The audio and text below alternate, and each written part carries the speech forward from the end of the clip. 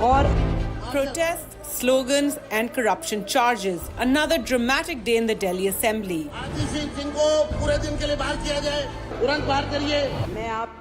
Delhi Chief Minister Rekha Gupta tabled the CAG report on the alleged liquor policy scam.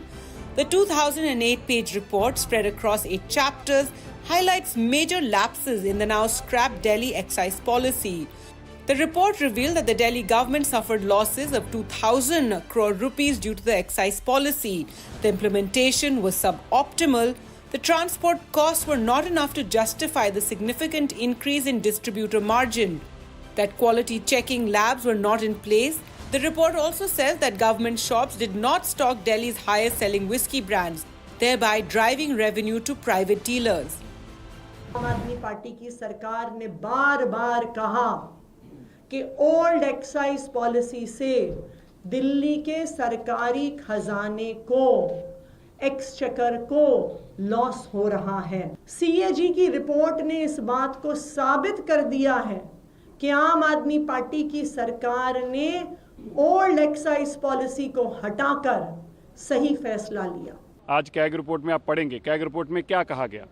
उसमें बताया गया कि किस तरह से अरविंद केजरीवाल जी के मंत्रियों ने इस पॉलिसी को, जो कंप्लेंट आई थी उसको दरकिनार करते हुए इस पॉलिसी को बनाने का काम किया।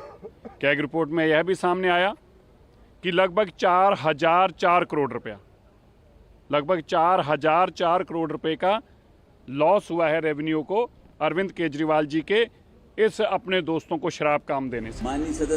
The AAP benches were nearly empty as the CAG report was tabled. 21 AAP MLAs, including leader of opposition Atishi, was suspended for 3 days for raising slogans during the Lieutenant Governor VK Saksena's address. Atishi accused the BJP of disrespecting B.R. Ambedkar and Bhagat Singh, claiming their portraits were removed from the Chief Minister's office. After they were marshalled out of the assembly, the 21 MLAs staged a protest inside the assembly complex, holding Ambedkar's portraits and chanting slogans.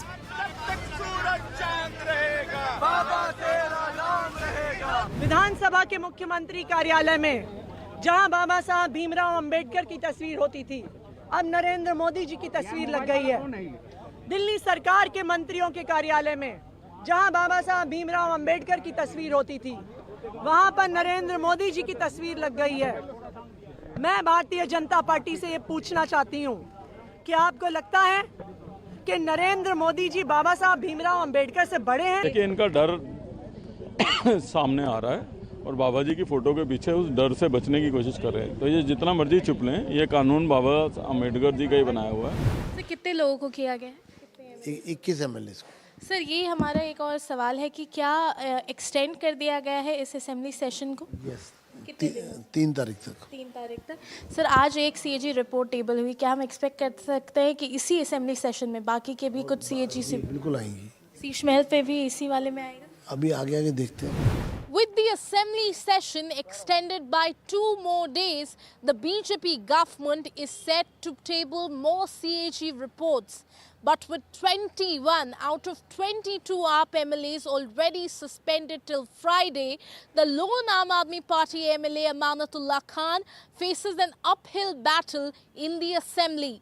Thus, the bigger question remains that will the rest 13 CAG reports further damage the already crushed AAP, or will the Aam Aadmi Party be able to counter the BJP's relentless attack?